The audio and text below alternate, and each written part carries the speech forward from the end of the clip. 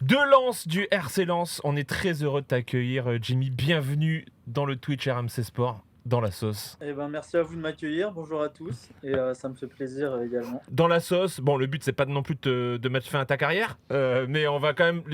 L'idée, c'est un peu d'échanger ensemble. Toutes les 10 minutes, comment ça se passe? Toutes les 10 minutes, le chat vote à un sondage. Ça s'appelle la question qui pique. Mais Loïc, ici présent, a préparé des questions sur ta carrière. Si tu réponds bien à la question sur ta carrière, tu as le droit de choisir la réponse à laquelle tu vas répondre. À la question à laquelle tu vas répondre, pardon. Si tu réponds mal, c'est le chat qui choisit. Ça va? Ok. Pour ceux qui te connaissent pas forcément ou qui te connaissent pas. Qui le connaît pas? Je sais pas, peut-être un mec qui connaît pas forcément le foot. Ça arrive. Nous, on fait du multisport, on n'est pas obligé. Tu as été formé. De là tout de suite qui suit que le ski, tu vois. Voilà, tu vois. Exactement. Tu as 28 ans. Arrête-moi si je me trompe sur un détail, ça marche? Tu as 28 ans. Ça, c'est bon. C'est bon. T'as été formé à 3. Ouais. Comment ça à 3? Avant, il y a eu quoi comme club? Eh ben, vas-y, frérot. Ça a l'air de te tenir à cœur. Explique. Il y a eu le CA Maurienne. Ok. Et pourquoi ça te tient tant à cœur? Non, mais je rigole, mais c'est mais c'est parce que c'est là où tout a commencé. Il y a eu le City de la Bastille déjà. Et là, je pense que c'est là que j'ai travaillé le plus techniquement. Voilà, exactement. Alors attends, est-ce que tu veux me parler peut-être de cette photo? Ah ouais, c'est bon, ça. C'est pas mal. Alors, t'es où, Jimmy, là? Je suis dans les locaux du RC Lens. Non. Non mais il Sur la voit la photo. Tu vois? Ah non, tu vois Mais pas je la vois photo. en fait, Ah merde. Je vois pas la photo. Moi. C'est pas faux. T'es pas au top Bien. techniquement parce que moi j'entends Et pas voilà, Jimmy et là en plus il voit super. pas la photo. Et génial, ça me la met sur moi. Génial. Attends. Putain, Hop, t'as comme pas ça. fait de progrès. Hein. Tu vas la voir. Là, tu Toute la vois la là journée pour préparer Ok, l'émission là, je la vois. et Tu rien, n'as t'arrives, même y a pas personne. bossé chez Darty, je te le dis. Ouais, c'est une photo mythique, ça. On avait une belle génération. Claude Gavarini à Saint-Jean-de-Maurienne. Vas-y, les gars, décrivez un peu cette photo là. Il y a Eladji, Et je pense tout que en haut là- à gauche. Là, on est en promotion de ligue, il me semble. Ouais, on est en Et, ligue déjà. je Déjà, pense- tu dis pas, voilà, on a joué en ligue, machin. Ligue, C'est quoi Ligue? Ligue, c'est niveau régional. Ok. Déjà, Donc c'est c'est pas bon mal. niveau. C'est pas Ouais. mal. On avait réussi à atteindre ce niveau sur une année. Mais là, clairement, on prenait des tôles tous les week-ends. Ah ouais. Ouais. On avait pris un 10-1 Ah ouais. à Evian. Ouais, mais déjà, quand on voit, là, vous voyez, à Valérian avec des lunettes, tu vois pas très Eh, bien. alors, je suis content. Je t'avoue, je voulais pas l'afficher, mais je t'avoue, il a un look incroyable, votre poteau là. Non, mais on avait une bonne équipe de copains, mais ouais, cette année-là, c'était un peu plus dur. L'année d'avant, par contre, on était vraiment fort. On avait des bons petits joueurs. C'est bizarre, c'est quand j'y étais pas moi l'année d'après. Ah, mais nous, on avait fait un beau parcours pour la montée, du coup. Mais après, ouais, la génération du dessus, d'Axel, là, ça nous a un peu mis un poids. C'est vrai que nous on baissait le niveau. Eux ils étaient contents quand ils étaient avec les petits d'en dessous, tu sais, parce que tu vois, à moins de 13, tu joues avec la génération d'en dessous et après la génération du dessus. Et voilà, tu montes comme ça. Donc eux ils étaient contents quand on n'était pas là. Je capte. Donc, début de carrière, là, c'est vraiment le tout début de carrière. Vous avez quel âge là? Là on a 13, je sais pas, 12, 13 ans. 13, 12, hein. Ouais. 12 ans, je pense. À quel moment tu pars de chez toi? Tu pars tôt? Ouais, je pars pour classique, quoi. Première année de centre de formation, je pense que j'ai 14 ans. Tu vas à 3? Ensuite, après mes 14 ans, je vais à 3, ouais. Ouais. En fait, je fais toutes les sélections départementales pendant ces années-là là, avec le CAM Ouais.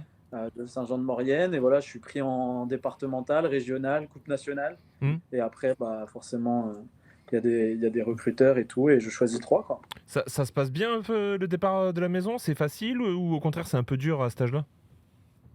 Ouais, c'est compliqué quand même. C'est compliqué parce que c'est la première fois qu'on quitte un peu. Puis surtout quand on est dans la vallée, nous, on Ouais. connaît que les montagnes et tout. Ouais. Moi, j'étais choqué, par exemple, en arrivant à 3, juste de voir l'horizon, quoi. C'est un Genre, délire. Mm. C'est un on avait délire. c'est vraiment, c'est Ouais, ouf, ouais, mais c'est nous, vrai. à Saint-Jean-de-Maurienne, on Mm. est vraiment en bas de la vallée. En fait, tu vois une cuvette de chiottes. Bah, nous, on c'est était dans l'Aune. Tu Ah vois ouais. non, mais c'est vrai, c'est ça en plus. Non, mais les gens, c'est vrai que nous, on se rendait pas compte quand on était petits et tout, mais on Ouais. voyait que ça. On était dans le trou en fait. Il y avait que les montagnes à droite et à gauche. Quand tu es dans la vallée, encore, tu peux vivre dans la montagne. Parce que nous, on dit toujours qu'on vient de la montagne, mais on vient pas de la montagne, on vient de la vallée. Donc c'est dans le trou en fait. Et si tu veux, à droite, il y a la montagne, à gauche, il y a la montagne, t'es bloqué. Donc faut Rien que partir. rien que la ville est en montée déjà. Donc, Ouais.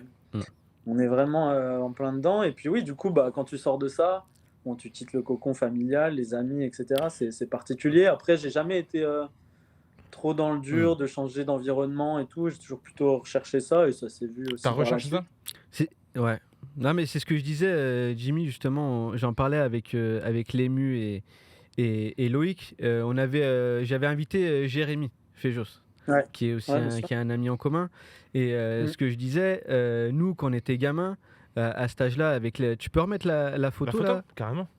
Celle que j'ai mis? Ouais. Ouais. Et tu vois, c'est le capitaine là, qui est donc il y a le coach, le gardien, un joueur, et donc ce joueur-là, Jérémy, qui est un très bon. Voilà, à côté d'Edgar Davids, exactement. C'est ça. Et donc pour nous, il y avait Jimmy et il y avait Jérémy. C'était les deux qui pouvaient vraiment sortir. C'était les deux cracks quoi. Et t'avais Jérémy qui était aussi qui était très très sérieux. On se disait lui, ok. En plus d'être très très bon, il a aussi cette intelligence-là de savoir comment être pro. Mais, et Jimmy l'a bien dit, Jimmy il avait peut-être un peu moins d'attache. Enfin, je sais pas, après Jimmy, tu me dis si je me trompe, mais tu avais peut-être un peu moins d'attache que Jérémy, par exemple, de la région, etc. Et c'est peut-être ça, à un moment, qui a fait la différence. Et c'est peut-être pour ça aussi que toi, mais tu as eu évidemment... le talent et tu as eu tout pour réussir, mais voilà, à un moment donné, parfois on dit la mentalité et tout, parfois des joueurs ont la mentalité, mais il y a cette attache à la région qui fait que parfois tu peux pas tout péter quoi. Mais toi sur ça d'ailleurs, Jimmy, dès que tu arrives à 3, est-ce que tu te retrouves confronté à une certaine concurrence? Est-ce que tu te le manges dans la gueule ça un peu ou c'est pas encore le moment? Ah, et complètement. Moi, je découvre parce que tu arrives avec des mecs qui jouent déjà, qui même sur les générations en dessous savent qu'ils vont arriver plus ou moins à ce niveau-là. Mais nous, Ok. comme le dit Axel, moi, je suis passé de district Ouais. à Coupe nationale, c'est-à-dire avec des mecs qui étaient de Saint-Etienne, de Lyon, Ouais. qui jouaient déjà en 14 fédéraux. Moi, je jouais, mais peut-être 4-5 niveaux en dessous. Ok. C'est pas juste en Honor League et je suis pris avec les mecs de Saint-Etienne. Ouais. Je suis passé de district, Ouais. Saint-Jean-de-Maurienne, à jouer avec des mecs, à être 10 titulaires devant des mecs capitaines de Lyon, quoi. Donc moi, j'ai toujours été un peu le petit qui connaît pas le milieu. J'étais dans ma bulle, je kiffais le foot, ça c'est clair. J'y jouais matin, midi, soir, ça y avait aucun doute là-dessus. Après sur le côté social, j'ai jamais été plus à l'aise que ça. C'est-à-dire que je faisais mon trou, j'ai toujours été très compète. Donc la concurrence, tout ça, ça m'a jamais fait peur, sans être non plus en excès de confiance. Mais voilà, j'ai suivi mon parcours. 3, pareil, à l'époque, j'avais le choix entre 3 Sochaux. Sochaux étant en Ligue 1, 3 descendaient en National. Ouais. J'ai choisi 3, par exemple. T'as fait ton choix tout seul? Ouais, clairement. J'ai fait, en fait, quand j'ai fait la visite des 2 centres, c'était très clair pour moi. Déjà à cet âge-là? Ouais, c'était... moi, je cherchais... Je sais pas, en fait, à ce moment-là, c'était même pas se dire le club pro est en Ligue 1 national, c'était là où j'allais vivre, là où j'allais évoluer. Et voilà, l'échange, et puis même le centre de formation, les infrastructures, tout ça, je trouvais que c'était beaucoup plus sérieux, beaucoup plus. Alors que Sochaux est beaucoup plus à réputé même de pour être convenir à 3, quoi. Ouais. Voilà, alors que Et Sochaux après, est oui, comme réputé il pour le être disait, c'est vrai que moi, Saint-Jean, j'y suis arrivé plus tard. Au final, j'ai fait 2-3 ans. Avant, j'étais à Villargondran, dans un plus petit village encore. Ouais. J'ai toujours eu l'habitude de pas mal bouger quand même. Et oui, pour prendre la comparaison avec Jérémy, c'est vrai que lui, il a tout connu là-bas. Il y avait une relation avec sa mère particulière aussi qui était très impliquée dans le club. Marité, on passe le bonjour. Et je pense que... Ouais, Marité, bien sûr. On rappelle, Jérémy, c'est votre pote dans votre équipe de jeunes. Ouais. Et c'est vrai qu'il était déjà très mature, que ce soit dans son jeu, physiquement. C'est vrai qu'à 13-14 ans, on se disait, moi j'ai vu des mecs après en centre de formation, même bien plus tard, en U19, même tard, qui n'avaient pas le niveau de Jérémy, clairement. Mais voilà, il y a des joueurs comme ça qui loupent, parce que comme dit Axel, ça se trouve, il aurait fait le même parcours que moi, il n'aurait pas été à l'aise là-dedans, parce qu'il aurait quitté un peu trop tôt, ou dans un contexte qui n'était pas bon, donc c'est compliqué de prendre tous les paramètres en compte. Et justement, qu'est-ce qui fait la différence pour toi sur ça? C'est une force de caractère? C'est un truc qui est prédestiné en toi? C'est quoi pour toi? Moi, je pense que j'ai eu un avantage par rapport aux autres, c'est d'être tout de suite focus. J'ai compris très vite, en U17, sur nos premières années, qu'il fallait être ici pour finir pro, quoi. Ok. J'étais pas en mode... au niveau de la concurrence, j'ai tout de suite pris en compte ça. Il y en a beaucoup qui qui vivent les années de centre de formation, qui sont des années géniales en termes de, voilà, tu es toujours avec tes potes. Nous, on était en cours avec les gars avec qui tu jouais, tu as les matchs avec les gars, tu sors avec les gars, on est tout le temps entre équipes, quoi. Et parfois, ça part un peu en... le football, c'est un plaisir, évidemment, mais je pense que j'ai pris en compte beaucoup plus sa part de sérieux et sa part de professionnalisme très jeune. Ok.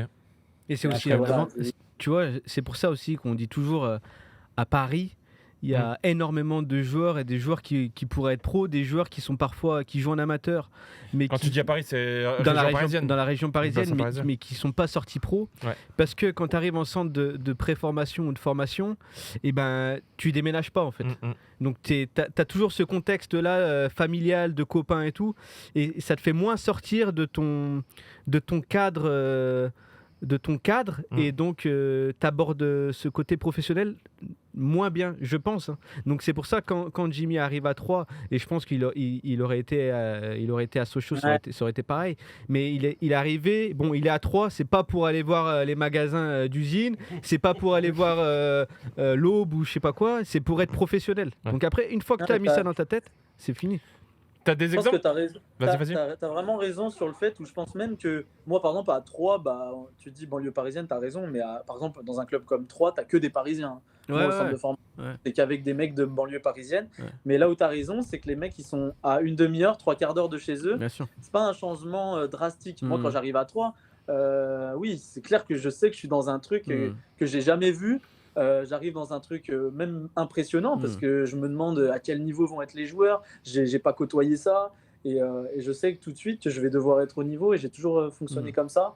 Et avec le temps, il faut être aussi endurant dans le travail, endurant dans sa motivation, parce qu'il y a des joueurs qui sont très forts. J'ai joué avec des joueurs plus forts que moi qui n'ont pas réussi, machin, mais qui sont très forts 6 mois, 1 an et qui n'ont pas cette endurance sur le long terme.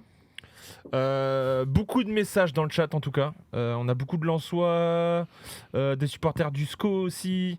On a Alien Breton qui dit Jimmy je t'aime, allez le Racing, partout on chantera pour toi. On va reparler de chansons bientôt, t'inquiète pas. Bisous 2-3 mon Jim, de la part de Matt et Cham. Alors je sais pas, ça se trouve qu'il y a des potes à toi aussi dans le chat, j'en sais rien. T'as dû être encore plus choqué quand t'as atterri à l'Armor Plage, nous dit Gubrez. Allez les Merlus, on a pas mal. Étant supporter lensois, je suis très content que tu joues pour ces belles couleurs. Très bon joueur que je suivais dans ses anciens clubs, nous dit Christophe. Il y a Janus Sport qui nous dit peut-il chanter la chanson La flûte enchantée des supporters lensois? C'est dur. Je suis déjà dans la sauce. La flûte enchantée. Mais moi le texte ça vient. On connaît, on connaît pas la chanson. Tu connais pas? Tu l'as pas vu passer? Ah, elle est marrante. Tu connais les paroles? Ouais, non, je demandais à... Ah pardon. Je connais la fin des paroles, oui. Après, si tu connais le début, Jimmy, tu fais le début et Loïc qui fait la fin. Non, je veux pas me mettre à dos les gens. Je vous lance la première question qui pique. On est déjà en retard sur la première question qui pique. À vous de... Bah, tu vas pouvoir peut-être choisir. Alors attends, je le lance. Tu continues le parcours de Jimmy pendant que... Il y a une question qu'on n'a même pas posée, on aurait dû la poser tout de suite. C'est Jimmy, comment ça va? Parce qu'il faut rappeler, je rappelle juste pour les gens, Jimmy s'est fait une rupture des ligaments croisés du genou contre Montpellier, c'était en octobre dernier. C'était la plus grosse blessure de ta carrière. Comment ça va, où tu en es dans la récup, et tu reviens quand si tu le sais? Bah écoute, ça va, l'opération s'est bien passée, j'ai eu des premières semaines quand même assez compliquées en termes de douleur. Parce que j'ai fait aussi, j'ai un os de croissance sur la rotule que j'ai fait retirer aussi. Donc c'était délicat, voilà, il y a eu le ménisque en plus, donc c'était quand même une belle opération. Et là, franchement, j'ai franchi un cap. Là, j'ai passé le cap des 2 mois et je peux vraiment commencer à vraiment charbonner, envoyer cardio sur le vélo.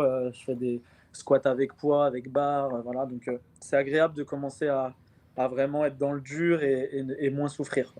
Tu sais quand tu vas retoucher le ballon ou pas encore? Il faut encore attendre un peu. Ah non, c'est vraiment compliqué de se projeter. J'ai encore pas repris la course. Donc là, je suis vraiment dans un processus de renforcement, de vraiment me sentir fort, quoi. Et après, voilà, je vais reprendre la course tranquillement. Je pense qu'il y aura une autre période de rééducation là, que je ferai en centre. Et puis voilà, d'ici avril, il y aura un petit contact de ballon et on verra où j'en serai, quoi. Ouais, moi non, mais juste une question, Vas-y. tu sais, Jimmy, on en avait parlé, je t'avais envoyé un message quand tu t'étais blessé et tu m'as dit que tu allais te faire opérer à Lyon par Bertrand Sonnery Cotet, pardon. Le chirurgien qui est connu et C'est un peu le ballon d'or voilà, des c'est un chirurgiens. peu le ballon d'or des chirurgiens qui a l'habitude de ces opérations-là. Je voudrais savoir Juste, comment. par exemple, il vient d'opérer Martin Terrier, il a opéré Pogba, plein de sportifs et tous les footballeurs, c'est un peu lui sur ce type de blessure qui passe par lui. Zlatan aussi, je crois. Ouais, Zlatan, ouais. bien vu. Comment ça se passe en fait quand tu te blesses? Est-ce que c'est un médecin du club qui dit bon, il y a ce chirurgien là qui est le spécialiste et on va t'envoyer à Lyon tout de suite? Est-ce que je sais pas, c'est ton agent? Est-ce que c'est toi qui connais? Comment ça se passe en fait au moment où tu te blesses? Les étapes qui suivent? Je pense que ça dépend des clubs et les contacts directs qu'ils ont. Moi ici, déjà à Angers, parce que je me suis fait rupture du ligament interne de la cheville l'année dernière déjà à Angers. Donc là, moi je l'ai vu 2 fois en 6 mois quoi, pour 2 opérations. Et à Angers, pareil, on m'avait proposé, je ne sais plus le nom du chirurgien, mais un chirurgien sur Nantes et Sonnery Cotet sur Lyon qui était prétendu être l'un des meilleurs que je connaissais pas à ce moment-là. Et voilà, l'opération s'est très bien passée pour ma cheville. J'ai pu revenir à fond sur ce début de saison. Là, quand j'ai eu les croisés, forcément, Sonnery Cotet est un spécialiste du genou. Il a cette réputation sur les croisés. Ça me paraissait évident de repasser par lui. Lens, on a eu tout de suite le contact avec. Le docteur a un contact directement avec Sonnery Cotet. On a eu d'autres joueurs ici qui l'ont vu, comme Vulcaire. Donc voilà, le contact se fait assez facilement. On a cette chance-là. T'as conscience d'avoir de la chance quand même en tant que footballeur pro dans une équipe comme Lens d'avoir accès à ce genre de soins. Je dis ça parce qu'on a l'exemple d'autres sportifs qui ont fait appel à ce chirurgien et qui n'ont pas forcément eu de la place au moment voulu, quoi, tu vois. Ouais, bien sûr, mais c'est clair. Hein. Moi, je me blesse le samedi soir, le mercredi, je suis opéré. Je suis tout à fait lucide sur le fait qu'on a une chance énorme. Et pareil dans le suivi, je vois des gens hors pro, en tout cas, qui ont les croisés, qui passent les caps un peu comme ça, au ressenti perso. Moi, si je faisais au ressenti perso, là, j'ai envie de jongler, je retourne sur le terrain, je recours. Mais non, il y a des caps à franchir. Des fois, tu as l'impression que tu peux tout faire. Le lendemain, tout va mal. Nous, on a un suivi qui est incroyable et bien sûr que c'est une chance. Alors, question très intéressante de Crash Blast dans le chat. N'hésitez pas à continuer à poser vos questions, on prendra les plus pertinentes. Qui nous dit, il y a un truc que j'aimerais bien savoir. Pourquoi il y a autant de ruptures des ligaments croisés? Ça vient de quoi? Est-ce que c'est une surcharge de travail ou c'est lié à des problèmes d'appui répétitif, d'après toi? Franchement, moi, je ne suis pas spécialiste non plus dans le domaine. Après, mais tu t'en rends compte, toi, qu'il y a de plus en plus de ruptures des ligaments dans le foot? Ouais, mais je pense que le football est de plus en plus intensif aussi.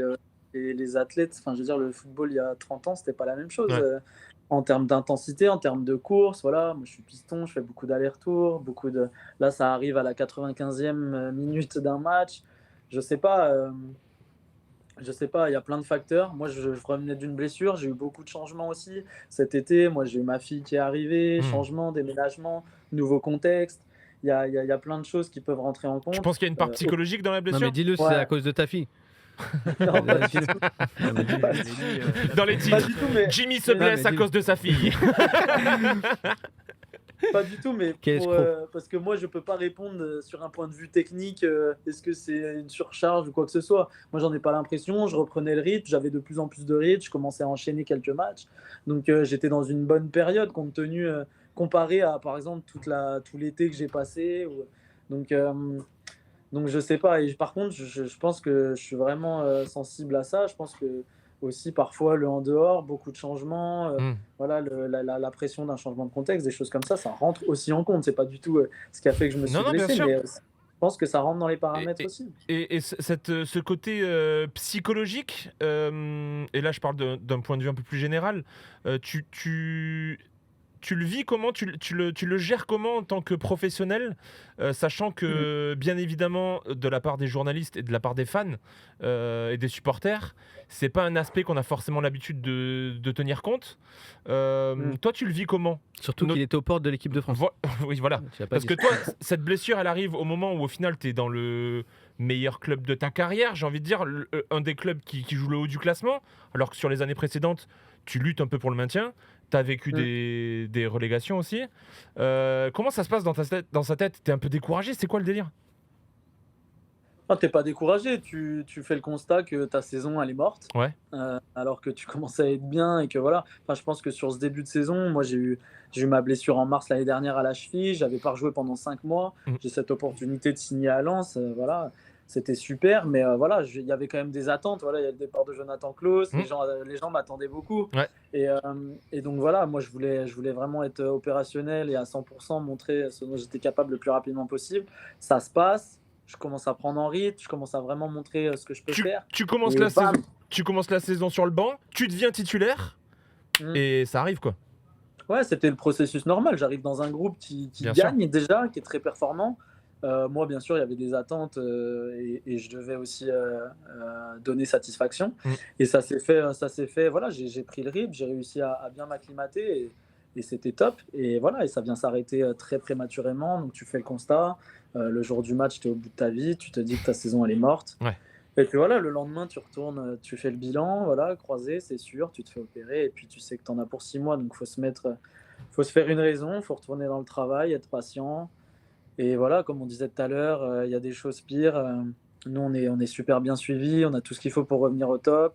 J'ai l'occasion de revenir dans un club qui marche toujours aussi bien l'année prochaine. Et je suis là aussi, je les soutiens au maximum. Et l'année prochaine, il faudra refaire la même chose que cette année.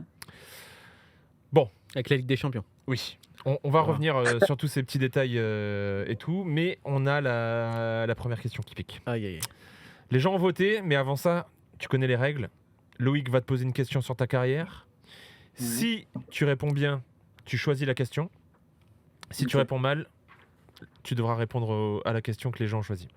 Loïc, on t'écoute. Jimmy, j'espère que tu aimes les stats. Attends, ça marche pas. Attends. Ouais. Voilà. Si, ça marche. Non. C'est bon. Voilà, c'est bon. Ouais, ça va, tu vas pas me donner les leçons techniques. T'arrivais pas à mettre le son au début, alors ça va. T'aimes les stats alors, Jimmy ?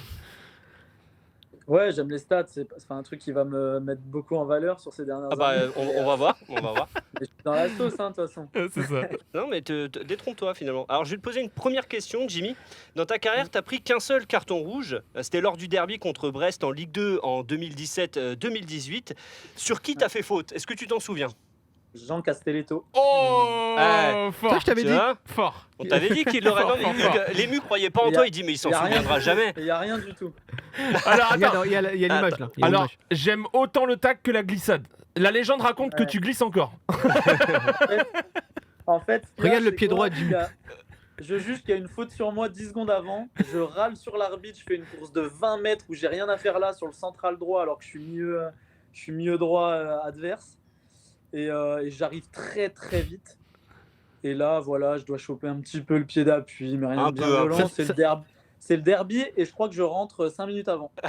Ça, c'était avant que tu sois piston, parce que là, on reconnaît le mec qui s'est pas taclé. Là, on reconnaît le mec qui s'est pas taclé. Tu sais, Axel, ça c'est différent. Tu défends pas de la même manière. Bon, alors, t'as le choix entre deux questions. Ça fait quoi de faire la même taille que Mathieu Valbuena ? Ouais. Je crois qu'il fait 1 centimètre de moins quand même. Ah, on sent que c'est important pour toi.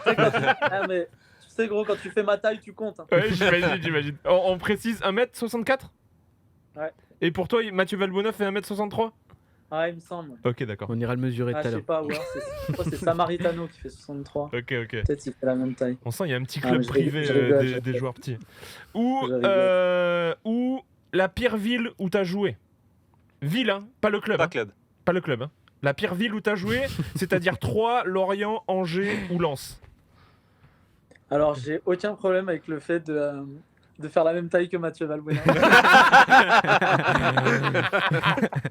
Je suis mort. Voilà. On a toujours fait de sa petite taille une grosse force et ça me convient très bien. C'est génial. Bon, c'est bien répondu. Ça, c'est parce qu'il veut pas dire Est-ce Lens. que j'avais le droit au CA Maurienne dans les réponses? Non, oh. Axel a mis son veto, il Et voulait là, pas. on va perdre Axel. Non.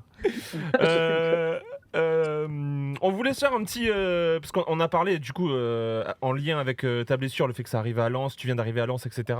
Un petit 100% Lens. Focus aussi sur ce qui se passe en ce moment à Lens. C'est magnifique depuis quelques saisons. Tu es transféré sur le mercato, sur le dernier mercato d'été. Tu viens en remplacement de Jonathan Klaus, on peut le dire. Tu es...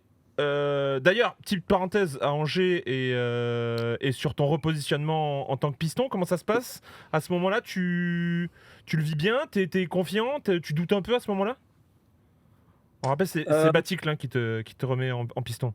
Ouais, bah moi en fait j'ai 2 années à Angers qui pour moi sont les plus contrastées de ma carrière. C'est-à-dire? Alors, j'ai une année, franchement ma première année à Angers, elle est catastrophique pour moi. Ok. Genre je suis arrivé en cours de saison après un été, après Lorient, où je me préparais seul, mais j'ai signé très tard à Angers. Saison J'ai couru un peu 2020-2021. Comment? Saison 2020-2021, je précise. Ouais.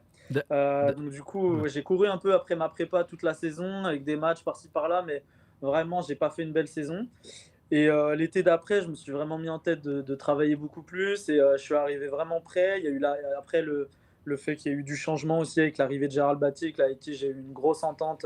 Ça a changé, c'est vrai, beaucoup de choses. Et il y a eu ce repositionnement en piston qui me convient très bien. J'ai jamais pris autant de plaisir qu'à ce poste-là, à ce moment-là de ma carrière en tout cas. Et donc voilà, ça s'est fait pendant la préparation, les premiers matchs où on a travaillé ce système, même si moi, ça me donnait un rôle un peu plus défensif dont j'avais pas eu l'habitude. Voilà, j'ai pris beaucoup de plaisir. J'ai pris du plaisir aussi dans mes duels défensifs parce que c'est là où on m'attendait un peu plus que sur mes qualités offensives qu'on connaissait un peu plus.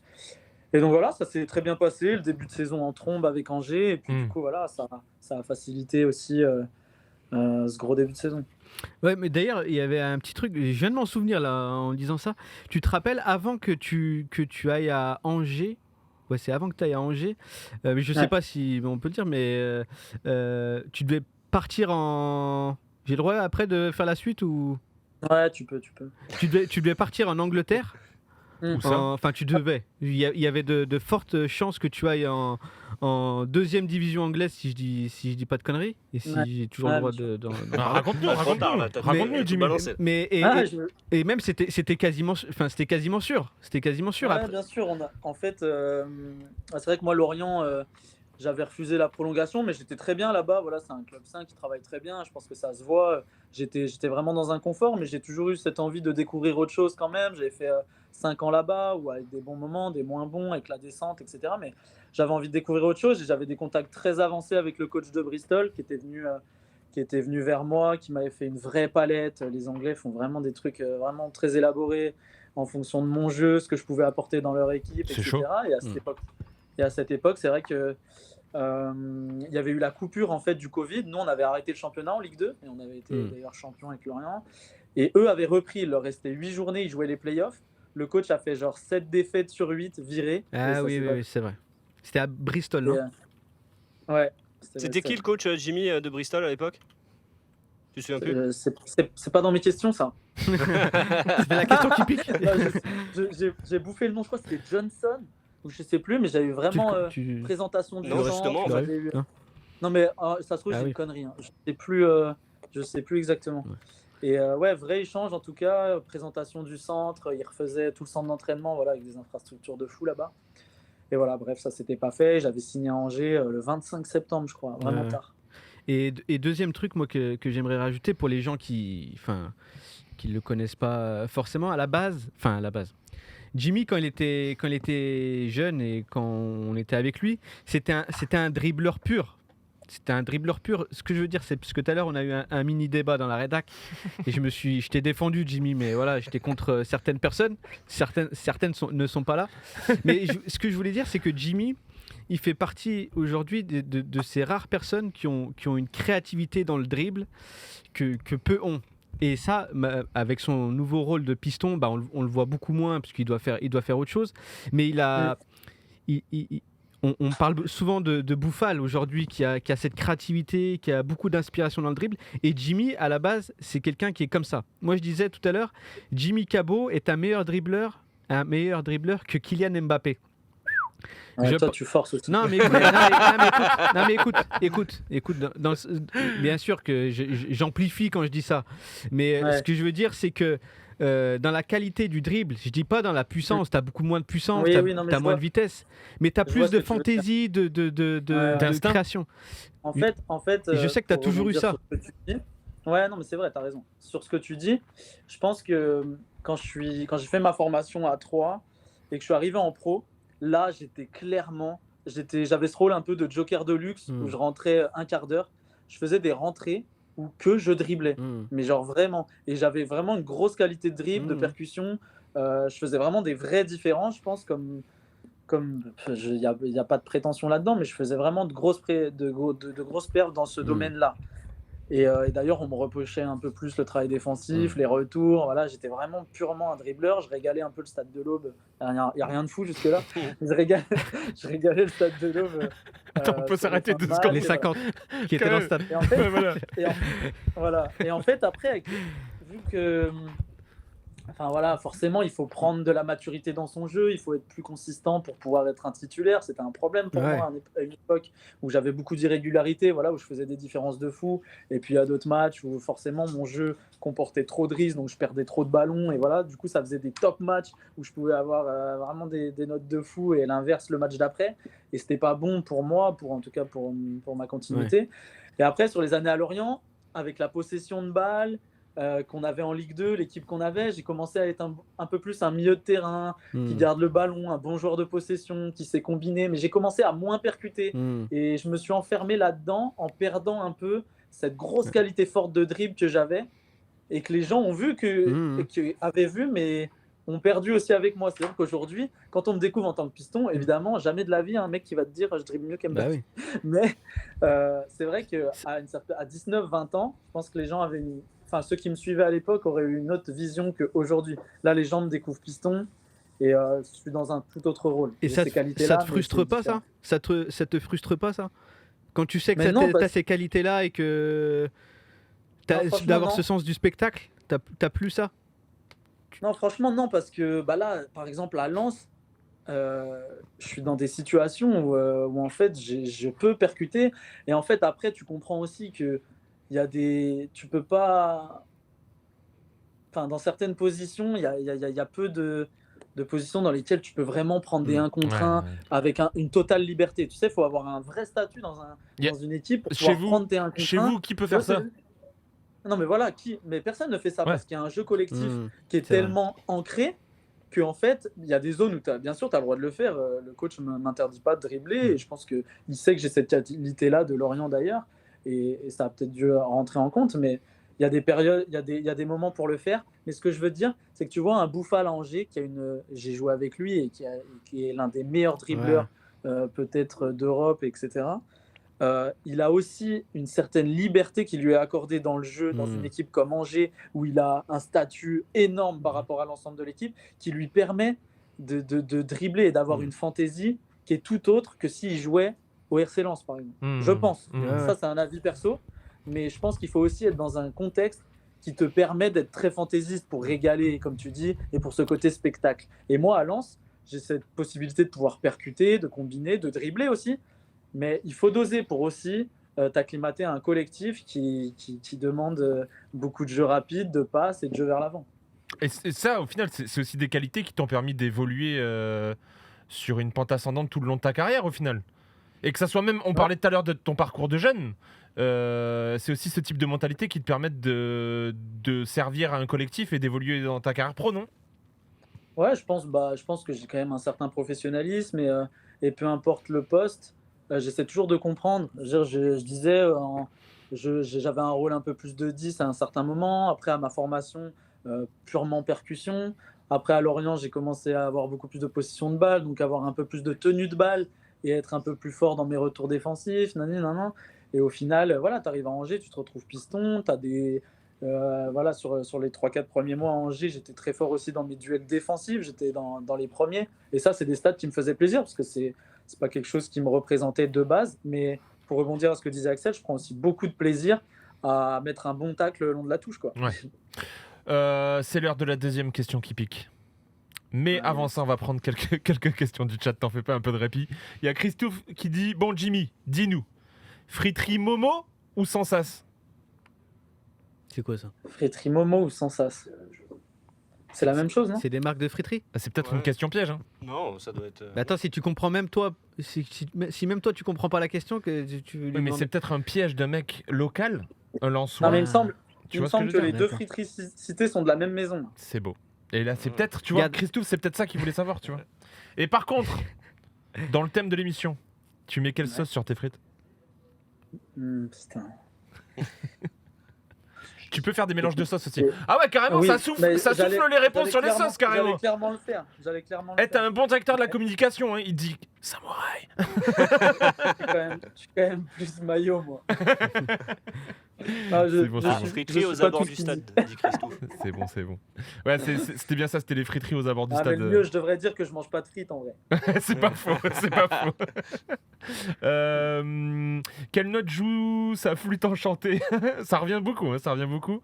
Qu'est-ce qu'il a le plus marqué dans sa carrière de footballeur, nous demande Folklore. De quoi, en termes de moments vécus Ouais, une expérience, bon, une anecdote peut-être, tu vois. Je pense que mon titre à 3 est le meilleur moment que j'ai vécu. Ouais. En termes d'année, en termes de groupe, Hmm. en termes vraiment de quotidien. C'était vraiment une année, bon, c'était la première, mais Ouais. c'était vraiment une année de fou avec ce titre à la fin.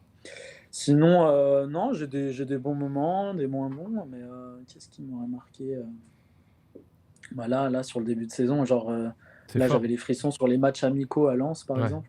Genre, Rien que sur les matchs amicaux, quoi. Lens-Inter. ouais, bah, t'arrives, t'as un match amical. Alors oui, on sait très bien que vu l'affiche, il n'y allait pas avoir 10 personnes dans le stade, mais l'ambiance est folle pour un match amical et tout, c'est stratosphérique. Et là, moi, j'arrive, je suis remplaçant, je reviens de blessure. Tu te dis, ouais, il va pas y avoir de période d'essai, quoi. Ouais, c'est clair, c'est clair. Dernière question du chat, après on passera à la question qui pique. Il y a BP Graphics qui demande, est-ce que tu as toujours des liens avec les anciens d'Angers? À Angers, oui, on avait un groupe un peu avec les anciens, là, Pierrick Capel, Mangani, Romain Thomas surtout, Paul Bernardoni, voilà, il y a quelques joueurs avec qui j'ai toujours des contacts. Mais moi, j'étais très proche du kiné, donc vous le connaissez un peu moins, Hugo Leloc, mais du coup, Mais c'est vraiment un de mes c'est meilleurs intéressant. amis. Bah, il est toujours Ouais, c'est un de blessé. mes meilleurs Du coup, amis, il du coup, connaît bien. maintenant. Donc, voilà, plus le kiné, du coup, mon sacré Hugo. Du coup, t'es devenu proche aussi du kiné Lensois. Du coup, Ouais, je pense ça aussi. désolé, Non, j'étais mais obligé. c'est vraiment hors blessure. Ouais, je comprends.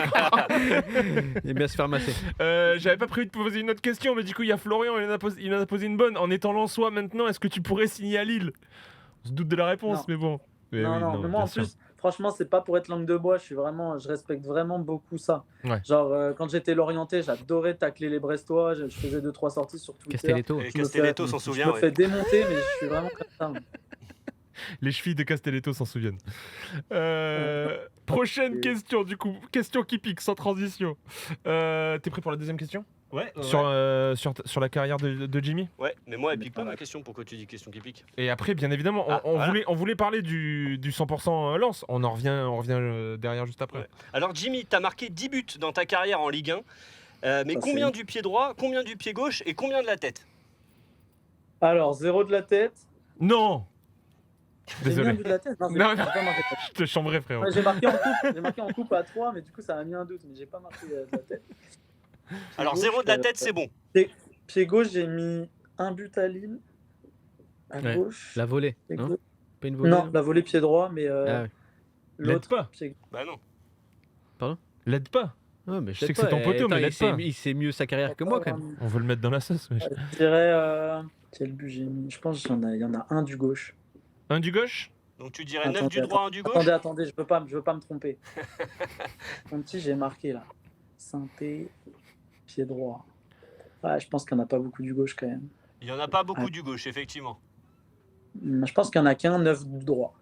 Ok. Et tu as Faux. Désolé. C'était 2 du pied gauche et 8 du pied droit. J'ai pas le deuxième en tête. Oh, je vais te le trouver. Il va le trouver, Loïc. Lille et Lyon. Ah, je sais pas, je l'ai pas. Du Bastia. coup, on va trouver ça, t'inquiète pas. Sur les questions qui piquent, le chat a dû choisir entre combien est-ce que tu gagnes et... Oui, c'est la question classique. Tu sais que tu y as droit, t'as pas le choix. Ouais. Et quel a été le pire coach dans ta carrière et pourquoi Michael Landreau? Et malheureusement, pour toi, ils ont choisi le pire coach. Donc, quel a été le pire coach de ta carrière et pourquoi Michael Landreau? Du coup, j'ai plus de réponse. Non, mais ça, c'est pour la vanne. Après, s'il y en a un autre, t'en fais pas, tu peux le dire. S'il y a Michael pire que Landreau, Landreau. c'est vrai qu'on avait 2 groupes en Ligue 2 là, exceptionnels, où on n'a pas du tout atteint les objectifs qu'on aurait dû. Mais il y avait beaucoup de talent, mais ça fait pas un collectif. Et pour le coup, c'était vraiment l'illustration des 2 années qu'on avait vécues avec Michael Landreau. Alors franchement, dans le jeu, on faisait de bonnes choses. Voilà, c'est juste qu'on craquait, il y avait un peu d'ego dans ces équipes et on n'a pas eu la consistance pour faire vraiment des années entières parce qu'on était vraiment au-dessus dans le jeu et on n'a pas fait ce qu'il fallait, quoi. Mais du coup, en termes de coach, est-ce qu'il y a peut-être eu une mauvaise expérience avec un coach, un événement qui s'est passé qui a fait que... Qu'est-ce que tu réponds à ça? Vas-y, il est consultant maintenant, tu peux y aller, Jim. Non, mais j'ai eu des périodes compliquées, vous savez. Il y a eu des périodes de maintien avec des coachs aussi qui étaient, stressent pour eux. Qui sur du court terme devaient faire d'autres choses, etc. Où il n'y avait pas le temps forcément de mettre un jeu en place. Ouais. Mais ouais, j'ai connu pire que Michael Landreau. T'as eu la dernière fois, lundi, on avait Jérémy Ménez avec nous, qui nous avait expliqué que Carlo Ancelotti, aussi grand soit-il, était arrivé un jour dans le vestiaire et avait demandé à ses joueurs de gagner le match, de vraiment gagner le match, sinon il allait être viré. Texto, c'est ce qu'il a dit, tu vois. On sait que des fois ça peut paraître comme une légende ou quoi. T'as déjà eu ce cas-là dans un des vestiaires? Moi, non, je pense Non. pas. T'as pas eu de mec de coach qui est arrivé, il a dit s'il vous plaît gagnez. Enfin, de mec qui ferait genre un truc hyper sobre dans une situation critique. Parce qu'en vrai, c'est classe quand même. Ouais. Parce que il est honnête au moins. un coach qui Ouais, est sur c'est la clair. sellette, un coach qui est sur la sellette et tout. Enfin, je veux dire. Après, il expliquait aussi qu'il avait une relation très proche avec ses joueurs, tu vois, qu'il y avait un vrai lien avec ses joueurs, tu vois. Mais je sais que j'imagine, moi, Carlo, je l'ai de temps en temps au téléphone. C'est quelqu'un quand même de. Non, du coup, et je sais que non, pas, franchement, moi, pas particulièrement. Je pense que les coachs ont plus de pression quand ils sont sur le point de sauter ou quoi, et que c'est plus quotidien, quoi, qu'on en parle quotidiennement. J'ai connu des clubs où voilà, on s'est maintenu. C'est compliqué. Faisons le lien, on voulait se faire ce 100% lance. Est-ce que je peux juste lui donner... Tu t'es remuté, frérot. Tu m'as remuté? Non, c'est toi. Mais non, mais c'est toi, tu veux pas que je parle. Tu veux que je m'en aille, mais je vais me casser. Je vais me casser les mecs du fait, je te jure. Là, tu commences un peu à m'embêter. Hein. Non, pour répondre à Jimmy par rapport à ses buts du pied gauche. Alors, Jimmy, est-ce que tu en avais un en tête? Je crois que oui, t'as évoqué tout à l'heure. Ouais, Lille. Lille, exactement. Donc, Lille 3 le 23 janvier 2016. Et l'autre, c'est contre Lyon avec Lorient le 24 septembre 2016. Et il y a quelqu'un dans le chat, Gubrez, qui l'avait trouvé ça. C'est beau. Bien joué. Non, avec Lorient contre Lyon. À Lorient Ouais. Ouais. Mais moi, je me souviens. Lorient-Lyon. Je me souviens. Je veux pas rentrer dans des litiges, des problèmes, mais je crois que c'est Malléol pied droit. Malléol pied droit. Je mets une reprise, c'est sur un centre de Barthélémy, je mets une volée un peu écrasée, Malléol, et elle finit à la droite de Lopez. C'est pas le match où l'équipe sort un magnifique titre à ton propos? C'est pas un 0, non? Ouais. Non, c'est pas ce match. C'est pas ce match? Ok, d'accord. Ok. 1-0 ce match-là. Ok. Pour faire le lien... Vas-y. Bah, on va dire au boss de Transfermarkt qui dit on va checker. Attends, je cherche les images pour voir si Jimmy a raison. Tu nous dis quand ça, c'est du journalisme. C'est beau. Bah, si tu m'as pas muté, ouais. C'est toi qui te fais le 100% lance si tu veux en attendant. Peut-être c'est pied gauche, Je vois le centre de l'autre côté, mais je le vois le but en plus. Pour faire le lien un peu avec ce qu'on disait sur les coachs et le 100% lance qu'on voulait faire, ta relation avec Francaise depuis le début de la saison, t'apprends à le découvrir. Comment ça se passe? Bah, très bonne, oui. Je l'ai eu au téléphone quand même assez tôt. J'étais, avant le recrutement? on a commencé à. Forcément, il y a eu une approche. Donc du directeur sportif, donc Flo Ghisolfi, que j'avais déjà connu à Lorient. Ouais. Franck Hayes m'avait connu à Lorient aussi, à mes tout débuts, quand il était assistant de Sylvain Ripoll. Donc voilà, c'est des personnes qui me connaissaient et qui faisaient du bon boulot là, depuis leur arrivée à Lens. Donc forcément, ça a facilité mon arrivée. Et ensuite, voilà, le coach met en place des choses qui marchent, où tout le monde adhère. Donc moi, j'avais à m'acclimater à ça. En fait, j'ai eu quelques échanges avec le coach, forcément sur mon retour de blessure. Je suis arrivé dans un contexte aussi. Mais voilà, une bonne relation, comme avec tout le monde, je pense. C'est quoi sa relation avec les joueurs ? Il est proche, il y a quand même une certaine distance ? Ouais, je pense qu'il y a de tout. Et en fait, c'est qu'il est dans son rôle de coach, donc forcément, il y a une certaine distance. Mais il sait aussi voilà, échanger avec les joueurs, que ce soit tactiquement, il sait déconner. Je pense qu'il y a de la mesure. Il y a un peu de tout. C'est pas vraiment, j'aurais du mal à le catégoriser dans vraiment un trait. Il sait déconner quand il faut, être sérieux quand il faut, avoir des échanges. Et voilà. Et forcément, quand tout se passe bien et qu'on gagne, c'est cool. Juste, on va laisser Loïc donner la réponse parce qu'il a fait le travail de recherche quand même. C'était bien du gauche, Jimmy. Alors en fait, autant pour moi. Donc je crois que c'est Barthelmé qui te l'avait. Elle est renvoyée. Non, en fait, c'est toi qui l'a super beau prise de volée du gauche. C'est pur. Je peux pas te la montrer parce que on n'a pas les droits. Mais elle rebondit 2 fois devant Lopez. Olas te fait une tête de 10 pieds de long. Et voilà, 1-0. Bon, on n'a pas les droits, t'auras bien compris. Elle est écrasée, elle fait 3 rebonds, mais Lopez est court, bien placé au sol. Ça marche. Nickel. Mais c'était bien du gauche donc. Et moi j'ai une question, c'est bon, le dispositif tactique de Lens, on le connaît, mais pourquoi ça joue si bien ? Pourquoi il y a autant d'intensité à Lens, plus que dans les autres clubs de Ligue 1 et même par rapport au PSG ? C'est le club qui joue le mieux en France en fait, Lens. C'est celui où tu prends le plus de plaisir. Toi, sûrement, c'est la première fois de ta carrière où tu vois ça de l'intérieur. Comment ça se fait que tout prenne comme ça ? Et pourquoi ça joue si bien, en fait ? Pourquoi ? Comme je disais, je pense que le coach a mis des choses en place. Il y a un système qui marche très bien. Je pense qu'il a réussi à trouver... Mais il met quoi en place ? C'est vraiment dans le concret pour les gens, en fait, qui se disent ça joue bien, mais pourquoi, en fait ? Toi, t'es dedans, pourquoi ? Pourquoi ? Parce que tu as des grosses complémentarités entre les joueurs. Je pense que le recrutement, il est fait aussi pour que les joueurs rentrent tout de suite dans l'intensité qui est proposée. Et je pense que c'est tous des joueurs qui mouillent le maillot, qui vont au charbon. Il n'y a pas d'état d'âme, il n'y a pas d'ego. Là, je vois, même de l'extérieur, même si je ne suis pas sur le terrain en ce moment, voilà, il peut y avoir des grosses performances comme celle contre Paris. Des fois, il y a des petites déconvenues comme un nul qu'on voulait gagner. Il n'y a pas de grosse remise en question. Il y a une espèce de sérénité dans le travail, dans ce qui est proposé. Tout le monde, il n'y a personne qui se la raconte. Ça bosse bien. Et en fait, il n'y a pas de... Tu vois, j'ai connu, moi, des clubs, voilà, on les a cités, où il y a eu le maintien, où des fois ça va, où il y a beaucoup de cycles et ça manque un peu peut-être de régularité. Mais là, juste, il n'y a pas de... Ces matchs, ça fait un peu bateau de dire ça, mais c'est match après match, ça travaille. Des fois, tu sais même pas... Juste, on est confiant sur nos forces. Et voilà, ça continue de bosser. Et peut-être qu'avec la même équipe, il y aura d'autres cycles. Je ne souhaite pas du tout, mais des fois, c'est comme ça aussi. Et là, il y a une période, forcément, il y a une grosse période de confiance. Et voilà, on essaie de la faire durer. C'est le cas, donc c'est cool. Et c'est pareil, ça peut être un peu bateau aussi, mais tu as l'impression que tu peux mettre n'importe quel joueur. Enfin, n'importe quel joueur. Tu peux mettre des joueurs qui comprennent le système et tu peux les remplacer. Comme tu vois, Jimmy, il a été très bien remplacé par Frankowski, mais tu vois pas la différence. Un Sotoka qui était à la base un vrai neuf. Là, tu as l'impression que parfois il est milieu de terrain, voire 8. Tu vois, il change de position comme ça. Et on peut citer Fofana, beaucoup de joueurs. Tu as l'impression que chaque joueur. Aïe, on a perdu Jimmy.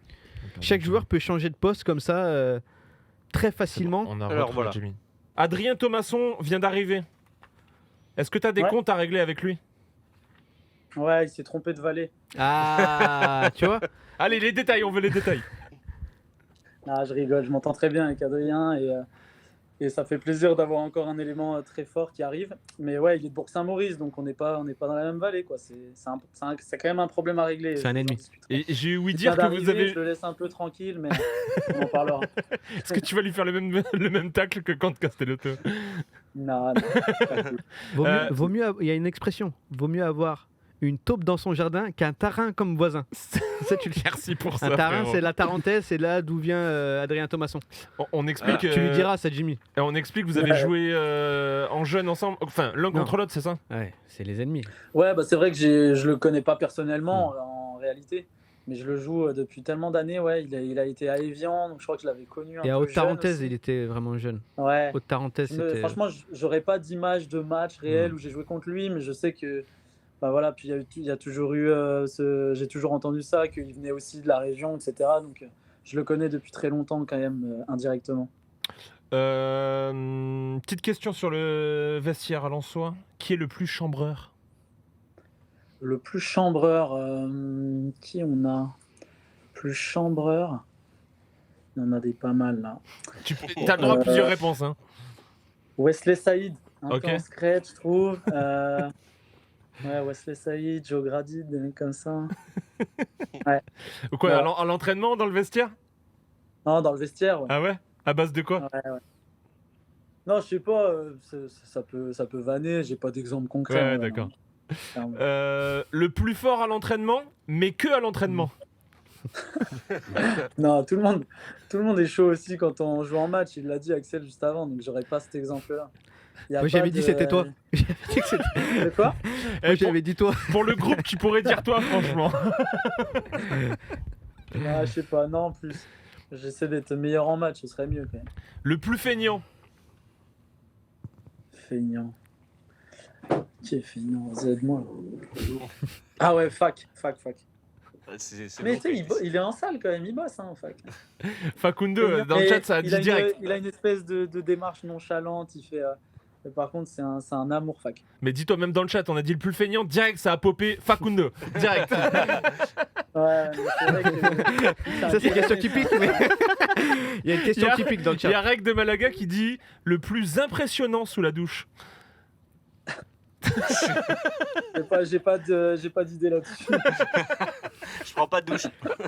Celui qui met le plus l'ambiance ou qui choisit la musique dans le vestiaire. Salut. Qui? Abdul Samed, ça s'arrête jamais. Ok. Bon choix musicaux ou Non. Pas forcément, mais il met l'ambiance. Franchement, il met l'ambiance, toujours souriant, bon délire. Donc, en parlant c'est cool pour le musique, c'est quoi ton son du moment? mon son du moment. Ah. Qu'est-ce que... J'écoute je suis un peu relou. J'ai toutes les réponses qui vont pas. Genre, j'écoute de tout, etc. Mais nous, on aime les réponses qui vont pas, par contre. On aime surtout les réponses qui vont pas. Je sais pas. Franchement, j'ai pas un son en particulier là. Qu'est-ce que j'écoute? Je sais pas. Tu me poses une colle là. J'ai pas un joker dans l'émission là? Vas-y, il y a des Maintenant. jokers. Alors, Comme sur une j'adore que question tu prennes le banale joker comme ça. sur cette question, ça me va. Ouais, c'est pas grave. Je prends- Vas-y, Aïe. joker. Le plus en retard, celui qui s'est pris le plus d'amendes. Thalys. Ah ouais, aussi, Et putain. bim. Il arrive avec la musique, mais en retard. Qui a eu l'idée du chant avec les supporters après les matchs? Ah, je sais pas du tout. Ça date. Je crois que c'est KU. KU? Yannick Cahuzac. Ouais. Ok. Yannick et Jean-Louis. D'ailleurs, après, ils ont fait les t-shirts, chicotés, etc. Donc, ça vient d'avant mon arrivée, mais ouais. Depuis, ils sont partis. Ils sont trop focus sur la célébration. Ils sont devenus auteurs de chansons, mais du coup. Il y a Hippovin qui... Hein. Oui, toujours là, hein. Ouais. je sais. Il y a Hippovin qui demande le plus taquin avec le coach. Plus taquin avec le coach. Je sais pas s'il y a un taquin avec le coach. Hein. On va éviter d'être taquin avec Ah le coach. ouais. Non, pas de... Ah ouais. Je sais pas. Non. Un petit peu de respect. Il y en a pas. Après, je crois, je suis un peu. J'ai eu 3 mois de vraiment Ouais, de tu veux- jeu où j'ai vu ça quotidiennement. Tu veux pas te griller, Si quoi.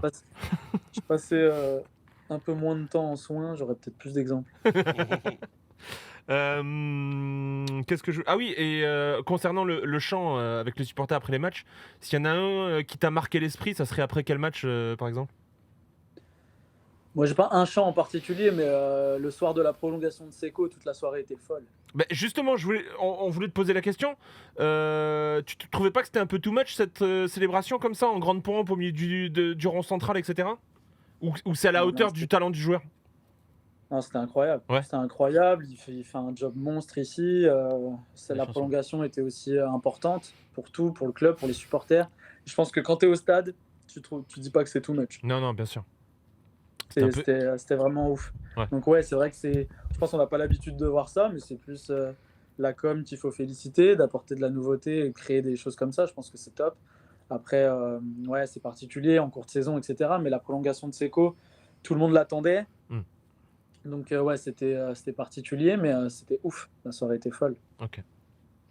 Pas une petite chanson là On peut leur suggérer au service oui. com. Ah oui. Est-ce que le service com est avec toi là?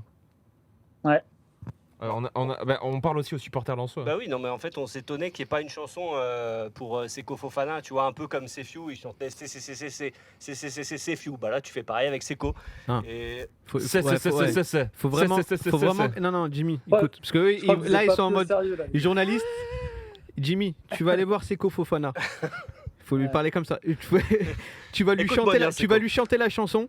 Tu vas lui faire. Il y a peut-être rien d'officiel sur papier et tout, mais les supporters ont fait une chanson pour Seko.